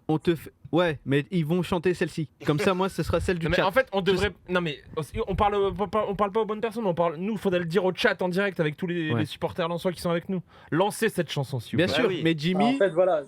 C'est vrai. Ce que vous voulez, c'est pas une chanson pour Seko, c'est amener votre chanson. Voilà, t'as tout compris. C'est ça, toucher des royalties et tout. Voilà. C'est Hugo qui est avec toi, Jimmy. Ouais. Hugo Georgel qui est l'attaché de presse de Lens. Ok. Donc il faut bonjour Hugo et il faut lui demander donc de chanter cette chanson. On va te l'envoyer par WhatsApp. On va faire une vraie chanson. Bon, il faut que le prochain match on entende la chanson dans Bollard. Ce qui est sûr, c'est qu'on ne travaillera jamais à la com de Lens. Ça n'a pas été validé. Hein. Non. Ils ont pas l'air qu'on travaillera plus chez RMC non plus d'ici quelques temps. Qu'est-ce que je t'ai envoyé une petite. Tu vois, regarde LDSD 59, lui il est ok, il est chaud. Il trouve bien la chanson. C'est écho. Fofana. Bien sûr. Ça peut. Alors attends. Il y a Axel qui vient de recevoir un petit truc, une petite surprise. Donc comment on fait? Tu peux me l'envoyer par mail, tu crois? Je l'ai envoyé par mail et par WhatsApp. Putain, techniquement, alors si on attend que les murs reçoivent le truc. Oh là là. T'es pas pressé de toute façon? On n'a pas fini. Dinguerie. Est-ce que tu veux que je lui pose une petite question pendant ce temps-là? Ah oui, bah bien sûr. Qu'on a prévu tranquille, ou... Ah oui, qu'on a prévu. Tranquille. Sur les questions stats. On a encore une heure et demie là. J'y vais, l'ému ou pas? Oui, vas-y. Allez, Jimmy, t'es prêt? Nouvelle question qui pique. Yes. Alors, le 22 avril 2017, tu fais doublé de buts et doublé de passes décisives dans le même match avec Lorient contre Metz en Ligue 1. Depuis, un seul autre joueur français a réussi une telle perf dans l'élite. Lequel? Ouais, Mbappé fait ça tous les week-ends. Mbappé, non? Qui a fait ça? Il est Français? fort, il est trop très, évident, très fort. Et c'est une bonne réponse. Il est très très fort. Ouais. Eh oui, Mbappé, c'était contre Lorient. D'ailleurs, le 3 avril dernier, il fait 2 buts et 3 passes D sur une victoire 5-1. Hop. Du coup, tu vas pouvoir, tu vas pouvoir choisir entre les deux questions. Ouais. Tu as le choix entre le pire coéquipier que tu as eu dans ta carrière Ouais. ou qu'est-ce que tu penses de la réforme des retraites? Celle-là est magnifique. Qu'est-ce que je pense de la réforme des retraites? T'as fait ton choix. C'était pour ou contre? Ouais, oui, pour ou contre. T'as cassé le truc, c'était pour ou contre la réforme des retraites. Qu'est-ce que t'en penses? Attends, c'est technique, hein. Ouais, ça, je m'y intéresse pas de près, honnêtement. C'est peut-être parce que j'y suis encore loin, c'est peut-être une forme d'égoïsme. Mais, ah, t'en es encore très loin, ouais, 64 c'est ans. compliqué de faire plaisir à tout le monde, j'ai l'impression. Voilà, je suis un peu dans la sauce là, clairement. Ouais, voilà, réponds comme ça. Tu veux un peu décrire la surprise? Non, mais on peut lui montrer. Parce que même moi, je la connais pas. Enfin, je la connais pas. Ah, ça aurait dû venir de toi-même. Là, t'es malhonnête, parce que c'est quand tu l'as vu que t'as dit ça. Mais ça a déjà été cité, tu sais. Non, mais en plus, j'ai fait des trucs avant RMC dans la sauce. Pas vu. Il y a que cette émission qui compte. Allez, on l'écoute. Salut Jim. Un petit bonjour de l'Aube, où tu as grandi ici et tu as fait tes premiers pas en professionnel. J'avais 2 questions en une. Je ne sais pas si tu te rappelles, mais à la fin de saison, chaque fois, Manu Pascal, l'adjoint de Jean-Marc Furlan, offrait un cadeau à chaque joueur. Et je crois bien qu'il t'avait offert un ballon, si je ne me trompe pas. Alors, est-ce que tu l'avais mal pris à ce moment-là ? Et de 2, je trouve que tu as énormément progressé dans ton jeu, où bien sûr tu es toujours resté un très très bon dribbleur, mais je trouve que vraiment tu as gagné en maturité d'aller dans le bon tempo. Et voilà, quel était le déclic aussi pour toi à ce niveau-là ? Et bon rétablissement. Bisous. Ça régale. Oh. Il est bon. Hein. Ouais. Bah, déjà, merci Benjamin pour la vidéo. Du coup, le ballon. Question numéro 1, le ballon. Déjà, merci pour la vidéo de Benji. Bon, j'avais déjà eu l'occasion de la voir après ma blessure. C'est cool, je trouve, de la voir sur son point de vue football au bord de terrain et tout. C'est toujours très pertinent. Mais sinon, ce ballon, comme je vous expliquais tout à l'heure, j'étais très, très dribbleur. On s'en rend pas autant compte peut-être aujourd'hui. Mais du coup, Manu Pascal, qui était un très grand chambreur dans le staff à l'époque de Troyes avec Jean-Marc Furlan, on avait un cadeau aléatoire à faire à un autre joueur. Il m'avait offert un ballon parce qu'évidemment je lâchais pas ma balle. J'avais un peu cette image c'était dans la continuité du CA Maurienne. Du coup je faisais peut-être un peu le crevard à l'époque pour pouvoir faire mes dribbles. Voilà, mais je jouais. C'est quelle époque quand t'es arrière gauche et que t'es milieu gauche, et que t'as mis Jimmy milieu gauche et que tu dédoubles 150 fois, mais que tu vois jamais le ballon, tu vois, il sert juste de ton appel pour rentrer dans l'axe. Voilà. Il a progressé là-dessus. Et quand en même temps, toi, valait mieux pas que je te la mette. Je rigole. Ça rigole. Top pied gauche, Axel. Je rigole. C'est pas vrai, je suis mauvaise langue. Mais non, vas-y, faut y aller. T'as raison. C'est Axel qu'on met dans la sauce en vrai. De ouf. Moi, un milieu droit, je me mettais pas face à Axel déjà. Ah oui, ça découpait. Et quant à la deuxième question de Benjamin sur ce déclic que tu as pu avoir. Ouais, je pense que ça arrivait vraiment naturellement là, en tout cas sur cette seconde partie de carrière là, avec l'arrivée de Batik, ce rôle de piston. Je peux difficilement dire autrement. Forcément, il y a eu un changement de poste en tout cas. Moi-même, je l'ai découvert, je m'étais pas spécialement posé la question avant. Et voilà, ça m'a super bien correspondu. J'ai réussi à m'acclimater et je prends vraiment beaucoup de plaisir. Donc voilà, le déclic, je pense qu'il est clairement là sur ce début de saison avec Angers. L'année dernière. On t'a posé la question qui pique quant au pire coach. Est-ce qu'on peut dire que Batik, ça a été le meilleur coach de ta carrière ? Ouais, donc là, par exemple, sur la carrière, oui, il n'y a pas de problème. C'est vraiment Batik, avec qui j'ai eu aussi la meilleure entente. Et je trouve que d'un point de vue football, en termes d'échanges et sur le travail de mon jeu, etc., c'est vraiment avec lui que j'ai eu les meilleurs échanges et que ça a eu le plus d'impact, en tout cas sur ma carrière.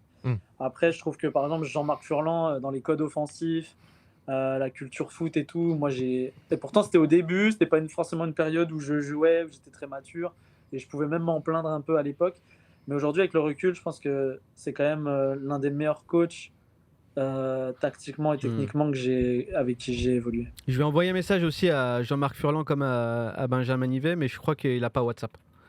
Il m'a pas répondu. Et en fait, on voit le logo de Lens. T'es avec la tenue lensoise. T'es où là exactement ?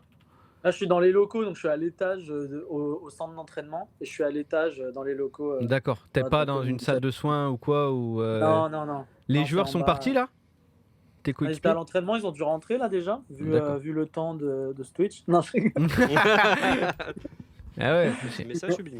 Ils ont dû terminer là, ouais, ça doit être dans le vestiaire, ça doit traîner. Je suis mort. C'est lui qui va nous mettre dans la sauce.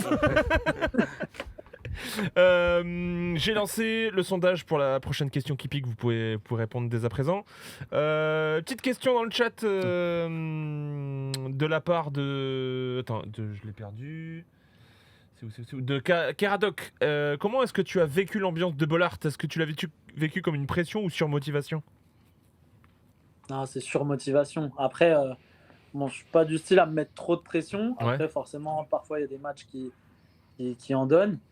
Mais non, là, moi, quand je suis sur le terrain après et que tu as ça derrière toi, c'est clairement de la surmotivation.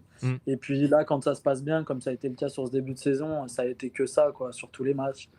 Moi, ça me galvanise. Voilà, j'aime bien J'aime bien aller au charbon, mouiller le maillot, donc enfin, je vois pas à qui ça conviendrait pas, mais moi en tout cas ça me pousse, c'est sûr. Jean-Marc Furlan est-il aussi drôle à l'entraînement qu'à l'extérieur, nous demandait Cox. Moi, je le connais pas à l'extérieur. Ouais, d'accord, ok. Ça touche d'humour, mais c'est un peu à l'ancienne quand même. Par exemple. Non mais je sais pas, mais je me souviens une anecdote où il avait essayé dans le vestiaire de faire du... à l'époque c'était la mode du tu sais, le skateboard là, qui motorisé. Ouais. Et il s'était vautré dans le vestiaire.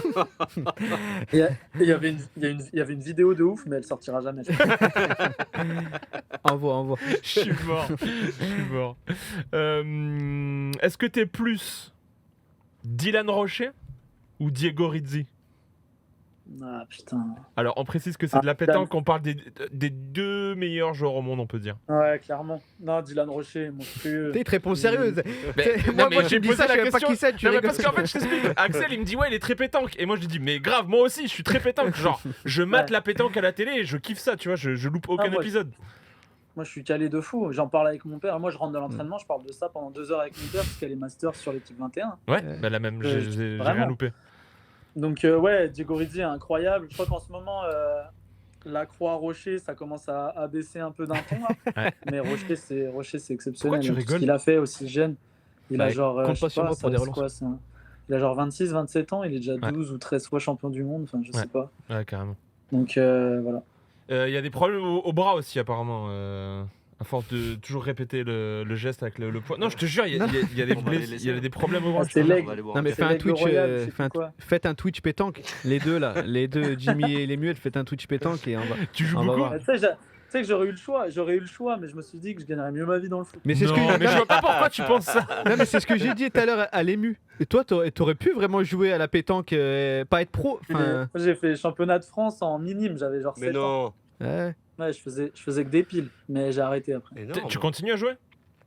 Ouais, je joue de temps en temps, là, je joue quoi, genre 2-3. Là, genre, il y a eu petite anecdote. On a fait le concours avec les partenaires, là, au RC Lens, il y a eu un concours de pétanque avec les partenaires. Ouais. Donc forcément, là, vu que Benjamin, là, il me connaissait, il savait que je jouais un peu, on est 2-3 à l'avoir fait avec Flo Sotoka et tout, et je l'ai gagné avec la personne de la com. Il y avait genre une 50aine de doublettes. C'était sympa. C'est fort. Putain. Ouais, stylé. 50 doublettes gagnées, c'est pas dégueu, franchement. Tu et vous venez d'un territoire de ski ? Ouais, plutôt. Ouais. On parlait de pétanque. Est-ce que le ski, ça te tient à cœur aussi ? Ouais, ça me tient à cœur dans le sens où j'ai de la famille dedans. Moi, mon oncle est directeur, c'est vraiment le grand directeur de toutes les écoles de ski internationales. Donc forcément, indirectement, je suis un peu dedans, mais moi j'ai arrêté il y a bien longtemps et j'en refais plus maintenant. À cause de quoi ? À cause du foot ? Ouais, à cause du foot. Bon, déjà quand je suis parti au centre, là, à partir de mes 14 ans, j'ai complètement coupé. J'ai repris, j'en ai refait 2-3 jours sur 2-3 vacances de Noël, tu vois, à 23, 24, 25 ans, genre, mais tu vois, genre, en ayant vraiment coupé 10 ans presque. Et là, vu mon état physique et bientôt l'arrivée de la retraite, on a vu Manuel Neuer s'exploser au ski et être indisponible pendant une période indéterminée, on va dire. Vous avez contractuellement, vous pouvez ou pas jouer au foot ? Vous avez des assurances ? Je crois qu'il y a vraiment une ligne, je sais pas exactement, mais je crois qu'il y a vraiment une ligne sur les sports extrêmes. T'as pas le droit. Enfin, de toute façon, tu reviens des vacances, tu t'es éclaté au ski, tu te fais démonter. Hein. Et lui, il n'y a pas eu d'histoire autour de ça, je trouve. On n'en a pas beaucoup parlé, je trouve. Surtout que sa blessure, elle est plus grave que ce qui est annoncé, apparemment. Je sais pas si c'est... Bon, quoi qu'il arrive, c'est pas conseillé, c'est sûr, mais je sais pas s'il y a vraiment une interdiction. Et on voit souvent les joueurs de foot sur... Enfin, pas que les joueurs de foot, je fais pas un amalgame, tu vois. Mais sur les jet skis, etc., c'est aussi des trucs qui sont interdits de base, ce genre de sport ? En vrai, c'est considéré comme tel, hein, c'est un sport extrême. Donc, tu fais de la moto, c'est pareil, tu fais... snowboard, skate, ski. C'est vrai que tu vois rarement les joueurs débarquer en grosse moto à l'entraînement, quoi. Ouais. Moi, il y a juste deux petites questions en une, mais c'est pour rebondir à ce qu'on a préparé. Jimmy est devenu papa il y a 6 mois. Voilà, c'est un énorme changement dans une vie. Tu as eu la blessure en même temps. Comment ça se passe avec la petite? Est-ce que du coup, presque dans ton malheur, tu as vécu ça comme un truc positif où tu t'es dit, bon, ben, je vais vivre pleinement les premiers mois de ma petite? Comment ça se passe? Ouais. Ça, c'est un truc qu'on me dit beaucoup, mais en fait, je trouve que t'as pas plus de temps blessé que les déplacements, quand tu joues, non? finalement. Le Quoi? fait que Bah ouais, parce que tu as des séances de soins, tu as des 3 semaines de rééducation. Tu vois, là, par exemple, j'ai fait Clairefontaine 3 semaines. Bah, je l'ai vu un week-end en une semaine. Donc, ouais, c'est différent parce qu'on va dire que t'as un peu moins de professionnalisme sportif, tu vois, d'être au top tout le temps parce que tu as l'enchaînement des matchs. Donc, peut-être mentalement, tu es plus focus sur ta famille, etc. Donc, ça, oui, c'est vraiment super. Mais voilà, après, en termes de temps, je trouve que ça ne change pas grand-chose. Et puis, de toute façon, depuis son arrivée, voilà, forcément, c'est un bonheur où je profite de chaque moment et c'est cool. Ouais, non, mais c'était ma deuxième question. Mais c'était pour excuse-moi. rebondir. Mais du coup, est-ce que tu as toujours un chien? Est-ce que tu as toujours un chien depuis l'arrivée de la petite ou est-ce qu'il n'y a plus de place ou comment ça se passe la relation avec les chiens? Alors, mon chien, je l'ai malheureusement, c'est pas un sujet qui me fait vibrer d'ailleurs, mais quand je suis arrivé à Angers, en fait, c'est limite, j'étais tout seul, limite, je prenais une maison juste pour le chien à un moment. Ouais. Et quand je suis arrivé à Angers, avec le contexte Covid, etc., j'ai laissé mon chien à mon père qui vit en montagne avec d'autres chiens, etc. Donc le chien est super bien, sauf que je l'ai un peu laissé, là, tu vois, je suis pas très fier de ça. Je le dis, mais ça fait déjà 3-4 ans que je l'ai laissé à mon père. Ok. Oui, après. Ça va, j'ai eu peur que tu Non, nous dises, non. ouais, je l'ai fait piquer. Ou Ouais, quoi que ce moi aussi, soit. je m'attendais à Tu sais, ça. au début, Ah, je me suis dit, oh là là, Je préfère on va ça. voir la Pas SPO. tout, quoi. Non, mais je préfère Non, ça non, mais plutôt moi- qu'avoir moi, un j'ai- chien qui a pas de Moi, j'ai compagnie et toujours tout, eu tu des vois. chiens. Non, mais moi j'ai toujours eu des chiens. Impossible que je fasse un truc comme ça. Je suis hyper. Ouais. Enfin, c'est une cause pour moi là. J'ai eu ouï dire d'une petite histoire. Alors, je voulais pas forcément rebondir sur ça, mais ça me fait penser à ça. Une petite histoire avec un chien spécial dans les montagnes lors d'une rando. Ouais. C'est quoi cette histoire? Je mets Ah la ouais, on a vidéo en fait- même temps. On se fait une petite randonnée avec mes amis là, Axel, Eladji et il y avait qui Saïd Karim. Donc voilà, des potes bref de Saint-Jean. Bah voilà, il y a les vidéos et tout, à preuve à l'appui. Et on arrive bien haut. Et là, au bout d'un moment, comment ils s'appellent ces chiens déjà? Les patous. Les patous. Et il y a 2 énormes patous mais Alors, qui courent. Faut préciser. Et là- On précise. C'est quoi les patous? Les patous, en fait, c'est des gros chiens qui sont là pour protéger les enclos, enfin, ou les groupes de moutons, les troupeaux de moutons qui vivent vraiment dans les hauteurs, pour pas qu'ils soient attaqués ou je sais pas. Enfin, voilà, t'es pas censé pouvoir les approcher, en tout cas quand t'es un randonneur, etc. Du coup, dès que t'en arrives trop proche, mais nous, clairement, on arrivait presque en haut du col, là, vraiment tout en haut, et on n'a pas la visu dessus, mais ils étaient juste derrière dans le contrebas. Et là, t'as 2 énormes patous, mais j'ai jamais eu des chiens comme ça. Hein. C'est des monstres. Mais vraiment on est des d'accord. grizzlies, les trucs. Ça peut être dangereux. Mais quand ils courent vers toi, je pense que même moi, par exemple, j'ai pas peur des chiens particulièrement. Et Eladji, il était déjà en bas de la montagne, par exemple. mais quand ils courent vers toi, tu te poses quand même la question, est-ce qu'ils vont s'arrêter ou ils vont pas te... Parce que là, tu peux rien faire. Ils font 4 fois ton poids, moi surtout. Et ouais, en fait, ils s'arrêtent à 10 mètres de toi, ils aboient pour t'effrayer et Ouais. que tu passes ailleurs. Mais ouais, c'était une sacrée. C'est des sacré tueurs de moment, loups en quoi. fait. C'est ça. C'est des chiens qui tuent des loups. Enfin, les chiens. Ouais, c'est incroyable. On sort Incroyable. Tu m'étonnes que foot, t'as mais peur c'est- d'un chien qui tue des loups. Bah non, il frérot. tue des loups, il tue pas les hommes. Ouais, je savais même pas pardon. que tu vois, ça existait, ça. La Ouais, taille des incroyable. trucs là. C'est incroyable. Incroyable. Je reparle aussi de l'échange qu'on a eu avec Jérémy Ménez lundi. C'est un truc qui touche beaucoup, malheureusement, les footballeurs. Il nous a expliqué une histoire absolument incroyable d'un cambriolage dont il a été victime. Où en fait, Ouais. ils ont foutu du gaz sous sa porte pour pas qu'il se réveille. Il s'est réveillé, lumière allumée, tous ses tiroirs vidés, etc. Est-ce que toi, ça t'est déjà arrivé ou t'as déjà fait l'objet de raquettes, de chantage, etc. en tant que joueur Non, pro? franchement, zéro anecdote là-dessus. Bon, je touche du bois. Ouais. J'ai jamais eu d'histoire comme ça, moi. Vraiment, peu importe le contexte et tout. Alors oui, j'en ai entendu. Il y a Ouais, plein ouais. de joueurs qui sont déjà fait voler, cambrioler. Ça arrive. Hein. Mais moi, j'ai eu cette chance de pas avoir connu ça. Et peut-être, moins dramatique, on va dire ça comme ça. On sait aussi que tu as beaucoup de gens qui tournent autour de la sphère footballistique, de gens qui essaient de te faire investir dans des trucs comme ça, etc. T'as déjà fait l'objet de mecs qui se sont approchés de toi pour que tu investisses dans des trucs, des choses comme ça? Ouais, bah t'as beaucoup. Après, ça dépend. Il y a des gens qui créent leur marque, il y a des gens qui font des bijoux de luxe. Donc forcément, ça vient de suite. Ça t'envoie toujours les mêmes messages. Si toi, tu es réceptif et que voilà, tu laisses la porte ouverte, c'est vrai que c'est peut-être compliqué de s'en sortir. Mais moi, franchement, le mec qui veut me cambrioler, il fait le mauvais choix, je trouve. Mais même moi. Donc, pourquoi? Il n'y a rien chez toi? C'est ce que disait Endor. Non, il n'y a pas rien. Franchement, il n'y a pas rien. Mais en fait, je dirais que sur la moyenne d'un footballeur et sur les groupes que j'ai fait là, si tu me choisis, c'est que t'as pas trop travaillé ton sujet. Et des mecs qui sont venus vers toi pour que tu investisses des trucs comme ça.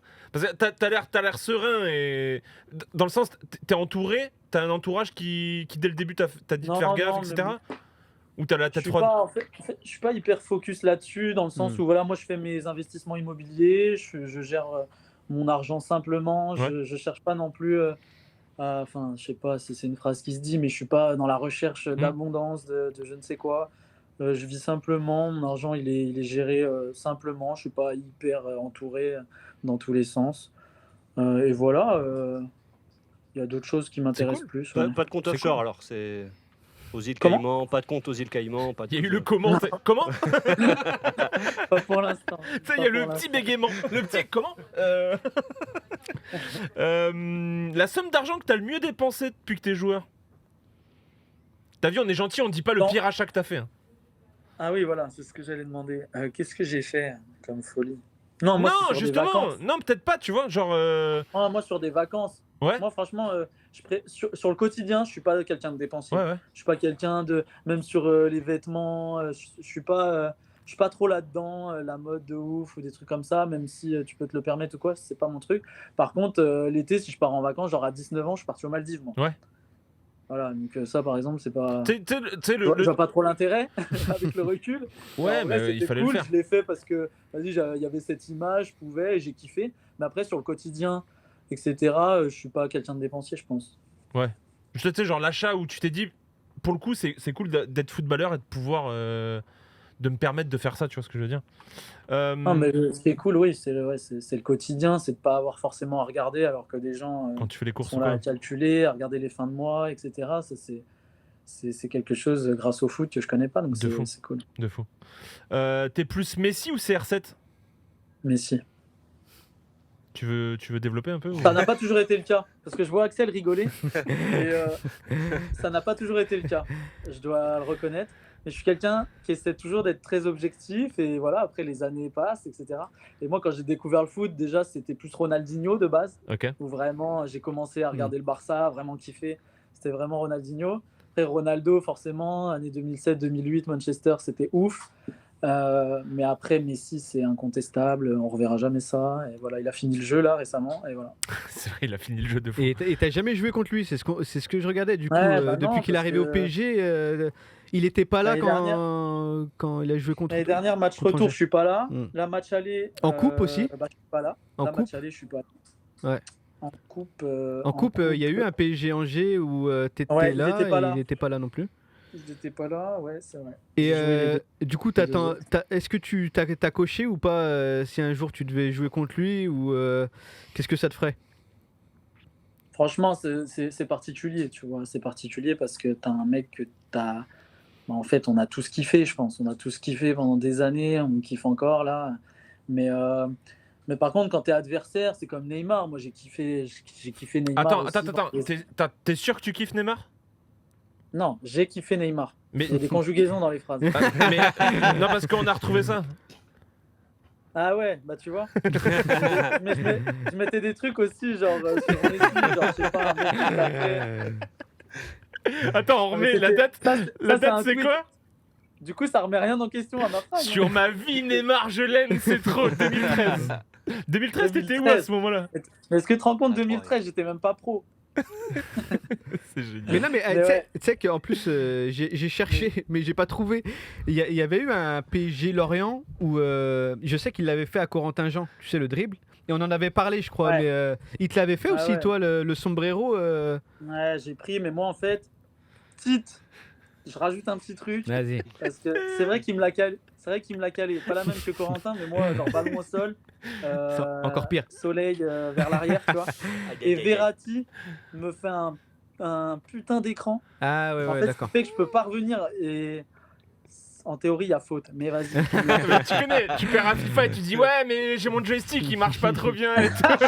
J'ai ripé. J'avoue, il y avait un peu de rage derrière. Mais non, il m'a calé un petit bail, c'était mignon quand même. Mais ouais, Neymar, Messi, c'est des joueurs, voilà, c'est exceptionnel. Ils ont fait kiffer tout le monde, même si nous, on est footballeurs et qu'on joue contre. Tu peux pas nier que voilà, on regarde tous les matchs et on aime quand il y a des beaux gestes, des belles prestations. Mais après, quand je joue contre, Messi, Tu vas demander la photo ou pas? Ou le maillot? Comment? Tu vas demander une petite photo ou un maillot? Je ne ferai jamais ça, je Ok. déteste faire ça. Ok. Et Même avec on me demande des fois, parfois. Le maillot, tu parles? Ouais, Ouais. demander le maillot, je sais pas, par exemple, tu joues contre Marseille, demande le maillot de Payet. En fait, si j'ai pas joué avec ou que j'ai pas une affinité particulière, je fais pas ça. Pourquoi? Parce que c'est genre montrer trop de respect à l'adversaire ou? Non, je sais pas, j'aime pas trop faire ça. Déjà, enfin, ça dépend le contexte, le rapport que tu as avec lui ou quoi, mais genre au début, quand on me demandait ça à 20 ans, d'aller voir un Thiago Silva ou je sais pas quoi, toi t'es tout petit, tu découvres la Ligue 1 et tu vas voir comme un supporter, limite Thiago Silva, c'est pas possible de faire ça. Moi, Bah oui. En fait, on est quand même des concurrents, etc. Même si peu importe le niveau d'écart qu'il y a, je suis pas. Bah, bien pas sûr. ma logique. Moi, j'ai jamais compris ça. Et d'ailleurs, moi, je t'ai jamais, à part les tiens, j'ai jamais demandé de maillot, alors que bon, j'aurais pu parce que je trouve ça un peu malsain. Tu vois, c'est. Ça fait c'est- fanboy. Ouais, Alors attends, c'était pas prévu, je viens d'avoir l'idée.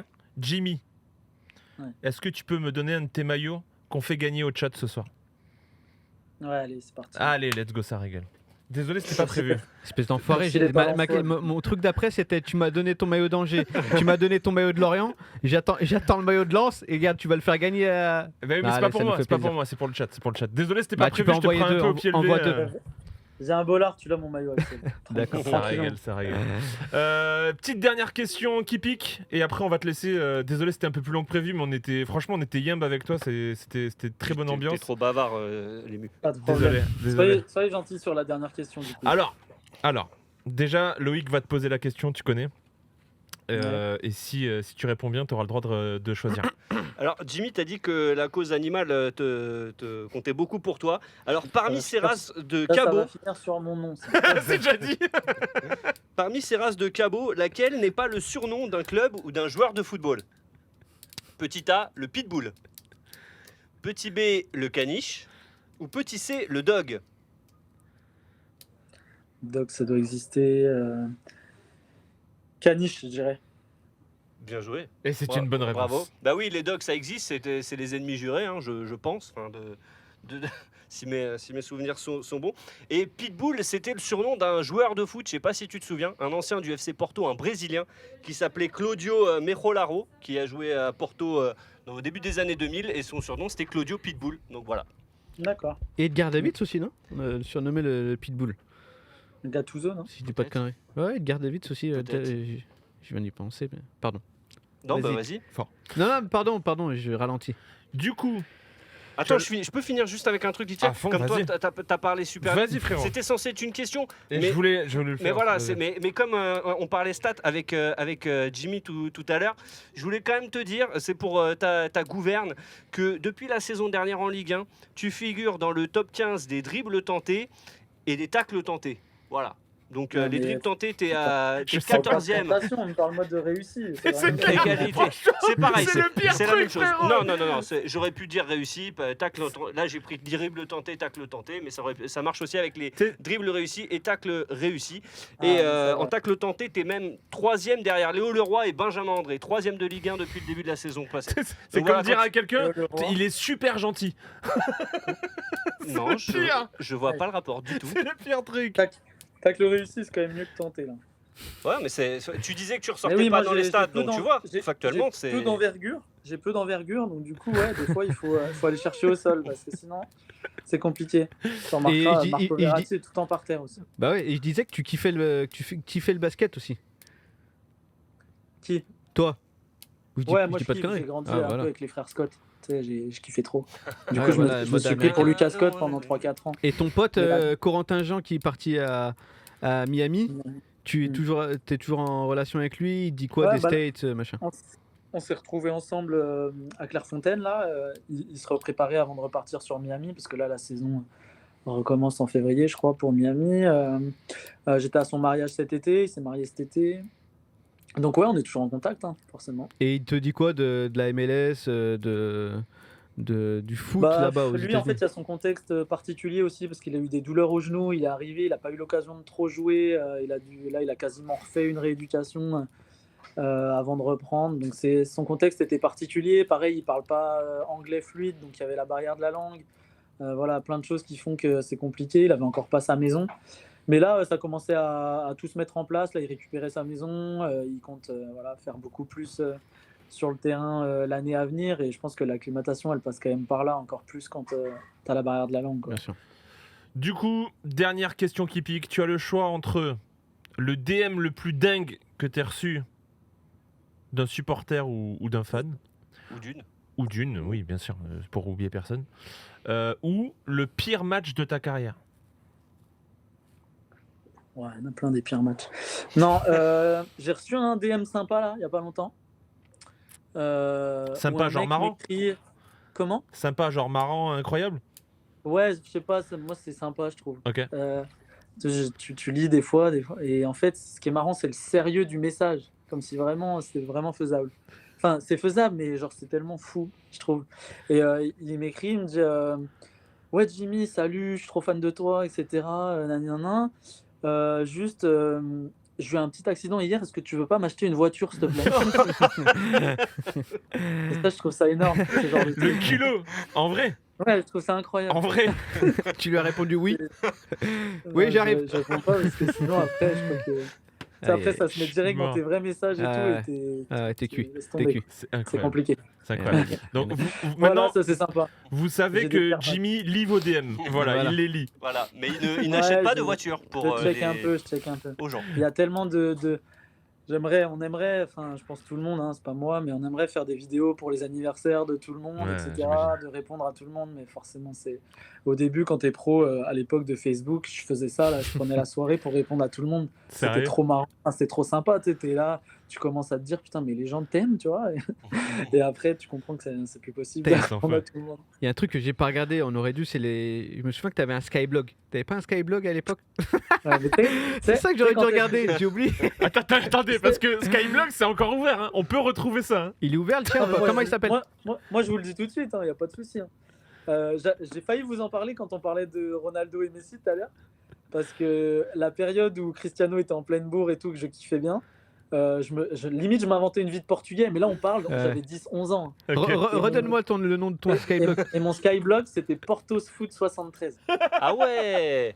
Pourquoi ce blaze? Ronaldo. Portos, je sais pas, je me prenais pour un portugais juste parce que je kiffais Ronaldo, tu sais, on a des délires bizarres à 10 ans. Et voilà, foot 73, mon département. Voilà, c'était un peu ça les Skyblogs. Non, je pense pas que ce soit celui-là. Je suis tombé sur un truc. Moi aussi. Les bombes portugaises, les plus belles femmes du Portugal. Le blog avec ma photo et tout, j'avais dû désactiver ça quand même. Ah, t'avais désactivé? Bah, je sais pas, je pense. Hein, mais parce qu'on s'est rendu compte récemment que les Skyblogs étaient encore. Ouais. Incroyable ça. Et genre, présente-toi en Dicom, je rends double. Ouais. Des trucs comme ça. C'est n'importe quoi. Ma vie, ma life. Je te jure. Anthony Martin. Martin, s'il avait The Basketteur du 73. Les Skyblogs, putain. C'était chaud. Ça régale. Bon, Jimmy, on va le retrouver. Jimmy, ça fait 2 heures. C'est 8 heures. Je sors, il fait nuit là. Désolé Jimmy. J'espère qu'on t'a pas trop mis dans la merde. J'ai reçu un message supprimé de Hugo. Je sais pas si. C'est pour le timing. Ah ouais, voilà. Je pensais, mais en fait, excuse-moi Hugo. Juste, ils vont fermer le centre là. Il faut partir, monsieur. Bon, tu sauras que pour la prochaine, tu feras ça chez toi. Ouais, pas de problème. Bon, merci Jimmy en tout cas, merci aussi à tout le RC Lens, à tout le staff du RC Lens pour, j'allais dire votre accueil, mais pour nous avoir permis de faire ça. J'espère que t'as kiffé, qu'on t'a pas trop mis dans la sauce. Il est pressé, il a mis la main sur le bouton là pour je te jure. Merci à tous. Merci Jimmy. Et, Allez, Jimmy. Et encore une fois, bonne fin de rétablissement et on te souhaite vraiment le meilleur pour la fin de saison, j'allais dire, mais pour revenir vite. Jim, bis. Merci, c'était gentil.